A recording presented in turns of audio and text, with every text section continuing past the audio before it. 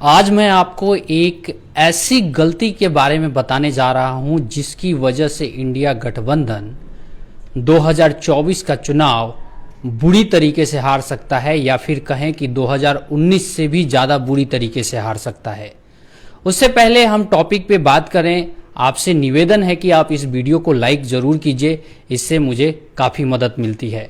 और अब सीधे आते हैं अपने वीडियो के मेन मुद्दे पे। दरअसल पिछले काफी समय से जो विपक्षी गठबंधन के लिए सबसे बड़ी समस्या रही है, या फिर कांग्रेस के लिए सबसे बड़ी जो समस्या रही है, या राष्ट्रीय जनता दल के लिए, या फिर अखिलेश यादव की समाजवादी पार्टी के लिए, या फिर अन्य विपक्षी दलों के लिए सबसे बड़ी जो समस्या रही है वो रही है हिंदू विरोधी होने की एक छवि का बन जाना। आप लोग याद कीजिएगा कि उसी हिंदू विरोधी छवि को तोड़ने के लिए राहुल गांधी, प्रियंका गांधी कई बार मंदिर जा चुके हैं, लेकिन इंडिया गठबंधन के कुछ ऐसे नेता हैं जो ऐसा बयान दे देते हैं जो कि सारे किए कराए पर इन नेताओं के पानी फेर देता है। ताजा बयान जो है वो तमिलनाडु के मुख्यमंत्री स्टालिन के बेटे उदयनिधि का है, जिन्होंने कहा है कि सनातन धर्म को पूरी तरीके से खत्म कर देना चाहिए या उन्मूलन उसका कर देना चाहिए, क्योंकि सनातन धर्म सामाजिक समानता में विश्वास नहीं करता है और कुछ बीमारियां ऐसी होती हैं जो कि इलाज से परे होती हैं, उनको खत्म कर देना चाहिए। और उदयनिधि ने सनातन धर्म की तुलना डेंगू, मलेरिया और कोरोना जैसी बीमारियों से भी कर दी। अब इसका नतीजा सीधा हुआ कि बीजेपी को एक बड़ा ब्रह्मास्त्र मिल गया मैदान में उतरने के लिए, और बीजेपी ने वो ब्रह्मास्त्र किस पे चलाया? तीन पार्टियों पे चलाया। सबसे पहले उसने कांग्रेस से पूछा कि राहुल गांधी और प्रियंका गांधी ये बताएं कि क्या जो उनके गठबंधन के एक सहयोगी कह रहे हैं कि सनातन धर्म को खत्म कर देना चाहिए, क्या वो उसके साथ हैं या नहीं हैं। इसके बाद कांग्रेस बैकफुट पे आ गई। उसके बाद बीजेपी ने अखिलेश यादव से भी सवाल पूछ दिया कि आप उस गठबंधन के हिस्सा हैं, क्या आप भी इस बात का पक्षधर हैं कि सनातन धर्म को खत्म कर देना चाहिए। उसके बाद जो बिहार बीजेपी थी वो आपको समझ जाइए तेजस्वी यादव, लालू प्रसाद यादव के ऊपर भिड़ गई। नवीन सिंह चंद्रवंशी जी का एक कमेंट आया है कि इंडिया गठबंधन के रुझान आने शुरू हो गए हैं। शुक्रिया नवीन सिंह जी। जगत ट्रेडर्स कह रहे हैं फालतू की बकवास। तो मैं जगत जी से ये कहूंगा कि अगर आपको बात सही नहीं लगती है, तथ्य समझ नहीं आ रहे हैं, तो कोई बात नहीं है, आप वीडियो ना भी देखें तब भी चलेगा। आप अपना ब्लड प्रेशर कम से कम मत बढ़ाइए।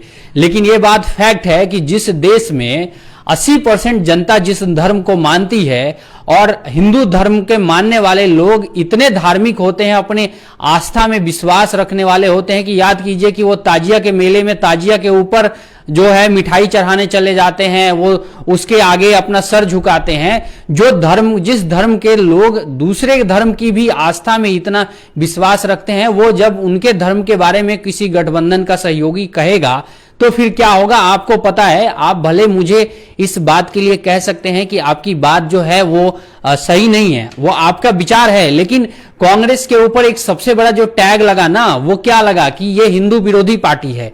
इसकी वजह से कांग्रेस की इतनी दुर्गति हुई है। कांग्रेस की दुर्गति घोटालों से कम हुई है। उसकी दुर्गति क्यों हुई है, मैं आपको 2-3 बयान बता देता हूं पुराने नेताओं के। अगर आप जगत ट्रेडर्स जो हैं वो अगर हमारे साथ हैं तो मैं आपको बता देता हूं कि जब कांग्रेस की सरकार जब दिल्ली में थी, यानी कि केंद्र में थी, तब उन्होंने कहा था, कांग्रेस की सरकार के कुछ नेताओं ने कहा था कि देश के संसाधनों पर पहला हक मुसलमानों का होना चाहिए। मैं इस बयान में कुछ भी गलत नहीं मानता हूं। बजाय इस बयान को देने के अगर कांग्रेस ये कहती कि देश के संसाधनों पर सभी का बराबर अधिकार है, तो यह ज्यादा फायदेमंद होता। मुसलमान वैसे भी बीजेपी को वोट नहीं करते हैं, तो फिर कांग्रेस किसको खुश करने के लिए लगी हुई थी? जाहिर सी बात है वो मुसलमानों को खुश करने के लिए उसने ये बयान दिया। नतीजा ये हुआ कि जो मुसलमान और प्लस हिंदू मिलकर उसकी सरकार बना रहे थे, वो हिंदू उससे अलग हो गए। उसके बाद आइए, सुशील कुमार शिंदे जी थे, 2013 में देश के गृह मंत्री थे। उन्होंने महाराष्ट्र में एक रैली में एक बयान दे दिया कि इस देश में टेरर कैंप चल रहे हैं, हिंदू टेरर कैंप चल रहे हैं। और जब संसद में सुशील कुमार शिंदे जी से यह सवाल पूछा गया कि आपने ये बयान दिया कि टेरर कैंप देश में चल रहे हैं, इसके ऊपर आप अपनी राय रखिए, अपनी बात रखिए। तो उन्होंने संसद में क्या कहा पता है कि यह बयान मेरे मुंह से ऐसे ही निकल गया, मैं अपना बयान वापस लेता हूं। तो जाहिर सी बात है, फैक्ट के तौर पे जब देखिएगा तो इन नेताओं के बयान इतने उल जलूल होते हैं। आप सभी को पता है मणिशंकर अय्यर ने क्या कहा। मणिशंकर अय्यर पाकिस्तान से जाके कह रहे थे, पाकिस्तान में वहां नेताओं से मिल रहे थे और कह रहे थे कि हमको मोदी को हटाना है, इसके लिए पाकिस्तानियों का सहयोग चाहिए। आप बताइए, वोट इंडियन देगा कि पाकिस्तानी देगा? कांग्रेस नेताओं को यह समझ में नहीं आती है।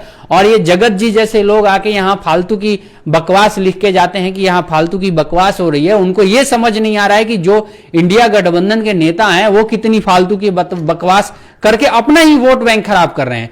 जाहिर सी बात है, उसका नतीजा क्या हुआ कि बिहार में जो राजद के प्रवक्ता हैं मृत्युंजय तिवारी, उन्होंने कहा कि हम इस बयान से सहमत नहीं हैं, हम इस बयान का समर्थन नहीं करते हैं। हम इस बयान का समर्थन करेंगे कि इस देश में सभी को अपना धर्म मानने की आजादी होनी चाहिए।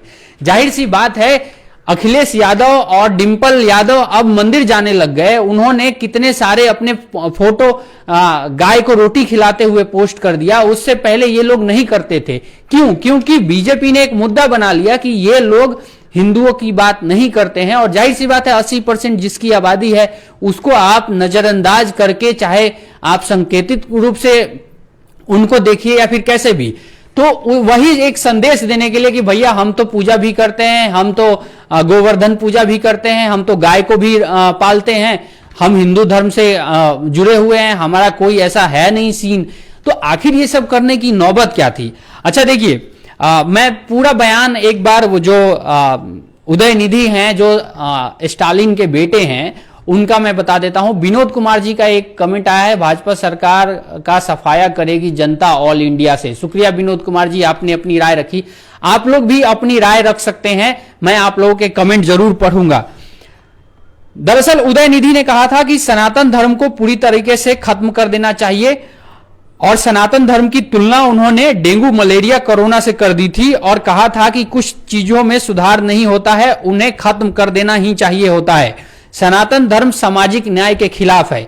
यानी कि वो, उनके कहने का अगर मतलब भी मान लिया जाए तो क्या जो यादव जो है, जो पटेल है यानी कुर्मी है, या फिर जो अन्य जातियां हैं, धानुक है, लोहार है, आप समझ जाइए, चाहे जितनी भी जातियां हैं जो हिंदू धर्म या सनातन धर्म में विश्वास करती हैं, क्या वो कभी भी इस बात को बर्दाश्त कर पाएंगी? जितने उल जलूल बयान होते हैं उसका सीधा नुकसान चुनाव में उस पार्टी को उठाना पड़ता है। आप लोग को याद होगा कि 2015 में बिहार में नरेंद्र मोदी इतना प्रचार करने के बाद भी हार गए थे। उसकी वजह क्या थी? उन्होंने एक बयान दे दिया था कि नीतीश कुमार का डीएनए टेस्ट करना चाहिए। नीतीश कुमार ने उसको बिहारी अस्मिता से जोड़ दिया था और नतीजा यह हुआ था कि कम से कम कई लाख लोगों ने अपने बालों का सैंपल भेज दिया था कि भाई आप डीएनए टेस्ट करवाइए, हमारे डीएनए में कोई मतलब गद्दारी वाला सीन नहीं है। तो वो एक बड़ा मुद्दा बन गया था बिहारियों का डीएनए 2015 के चुनाव में। उसके अलावा मोहन भागवत ने उस समय एक बयान दे दिया था कि आरक्षण की समीक्षा होनी चाहिए, और फिर लालू प्रसाद यादव ने उस बयान को किससे जोड़ा था कि ये लोग आरक्षण को खत्म करना चाहते हैं। नतीजा क्या हुआ आप लोगों के सामने है। नतीजा ये हुआ कि पूरे राज्य से बीजेपी का 2015 में बिहार में सफाया हो गया था। तो ये जो नेताओं के बयान आते हैं वो काफी महत्वपूर्ण होते हैं। अब देखिए, जो उदयनिधि ने जो बयान दिया है वो कोई सामान्य नेता नहीं है। उदयनिधि एक राज्य के मुख्यमंत्री के बेटे हैं। उसके अलावा उदयनिधि तमिलनाडु सरकार में खेल और युवा मंत्री हैं। उमेश झा जी लिख रहे हैं कि बीजेपी आरएसएस किया अब देश को बता सकता है कि वो हिंदू या हिंदुस्तानी है। ये कुछ साफ साफ समझ में नहीं आया कि आप क्या लिखना चाहते हैं। आप एक बार दोबारा से लिखिए साफ साफ। शायद ये लिखना चाहते हैं कि बीजेपी आरएसएस क्या अब देश को बता सकता है कि वो हिंदू या हिंदुस्तानी है। दरअसल ये एक अलग बात है। इसके अलावा मैं कुछ और नेताओं के बयान आप लोगों को बता देता हूं। आप लोग इस वीडियो को लाइक भी जरूर कीजिए, इससे मुझे काफी मदद मिलती है। और अगली बार मैं जब भी कोई वीडियो बनाऊंगा तो आपके टाइमलाइन पे वो ऑटोमेटिक वीडियो आ जाएगा। इससे आप लोग मेरी दूसरी वीडियो भी देख सकते हैं। कर्नाटक के ही उसके बाद कांग्रेस के एक कर्नाटक के कार्यकारी अध्यक्ष थे सतीश जारकवली। उन्होंने कहा था कि हिंदू शब्द गंदा है। ये अभी कर्नाटक में पीडब्ल्यूडी मिनिस्टर हैं। इसके अलावा आम आदमी पार्टी के गोपाल इटालिया, जो गुजरात के आम आदमी पार्टी के अध्यक्ष थे, उन्होंने कहा था कि मंदिर नहीं जाना चाहिए, देवी देवताओं की पूजा नहीं करनी चाहिए। वो अभी आम आदमी पार्टी के महासचिव हैं। तो जाहिर सी बात है, आप सभी को पता है कि बीजेपी हिंदू धर्म और धर्म को एक बड़ा हथियार बनाती है चुनाव के समय। बीजेपी हमेशा से ही धार्मिक मुद्दों के सहारे चुनाव लड़ते आई है। उसमें हल्का फुल्का विकास का तर्का जरूर लगाती है कि हमने ये गैस दे दिया, हमने ये राशन दे दिया, वो अलग होता है, लेकिन कोर जो उनका मुद्दा होता है वो धार्मिक ही होता है। इस लिहाज से अगर आप देखिएगा तो जो अभी मुद्दा जो बनते जा रहा है, देखिए ये पूरा नेशनल मुद्दा बन गया है, क्योंकि गृह मंत्री अमित शाह ने इस बात को जिक्र कर दिया कि क्या वो हिंदू धर्म को खत्म करना चाहते हैं। जाहिर सी बात है कि उसके बाद उदयनिधि स्टालिन की सफाई आई, लेकिन वो फिर बात तो वही है कि बयान आपने जो दे दिया मतलब के हिसाब से तोड़ ममोड़ करके पेश किया जाता है। इसके अलावा तमिलनाडु में एक पेरम्बूर जिला है और वहां के नेताओं ने यह कह दिया कि उसमें एक गांव है, वहां पे उस गांव में 70% मुस्लिम आबादी हो गई थी। फिर वहां नेताओं ने कह दिया कि यहां पे मंदिरों में पूजा पाठ बंद कर देनी चाहिए, क्योंकि यहां पे 70% मुस्लिम हो गए हैं और इससे उनकी धार्मिक आस्था को ठेस पहुंचता है या हर्ट होता है। मामला इतना बड़ा कि यह बढ़ गया कि मद्रास हाई कोर्ट तक को इस मामले में दखल देना पड़ा था। और उसके बाद मद्रास हाई कोर्ट ने यह टिप्पणी कर दी कि किसी भी जगह पे अगर किसी एक धर्म का आबादी 70% हो जाए, 80% हो जाए, तो क्या वहां पे दूसरे धर्म के लोगों को पूजा पाठ करने से या इबादत करने से रोका जा सकता है। यानी इनडायरेक्टली रूप से उसको हम लोग ये समझे कि अगर कहीं पे 70% मुस्लिम हो गए या फिर कहीं पे 70% ईसाई हो गए, तो वहां पे हिंदुओं का क्या बंद हो जाएगा पूजा पाठ, या फिर जहां पे 70-80% हिंदू हो गए वहां पे दूसरे धर्म के लोगों को पूजा पाठ या इबादत नहीं करने दिया जाएगा। मतलब अगर इस बात का निकालें तो यही निकलता है ना। तो उस हिसाब से इस देश में 80% आबादी हिंदुओं की है, तो फिर तो अल्पसंख्यकों पे एक तरीके से कहें कि पाबंदियां लग जाएंगी ना, कि भाई वो अपने धर्म का पालन नहीं कर सकते हैं। ये एक तरीके से अल्पसंख्यकों के ऊपर ज्यादा समस्या होगी। तो ये जो बयान विपक्षी नेताओं के आते हैं, इससे बीजेपी को बहुत फायदा होता है।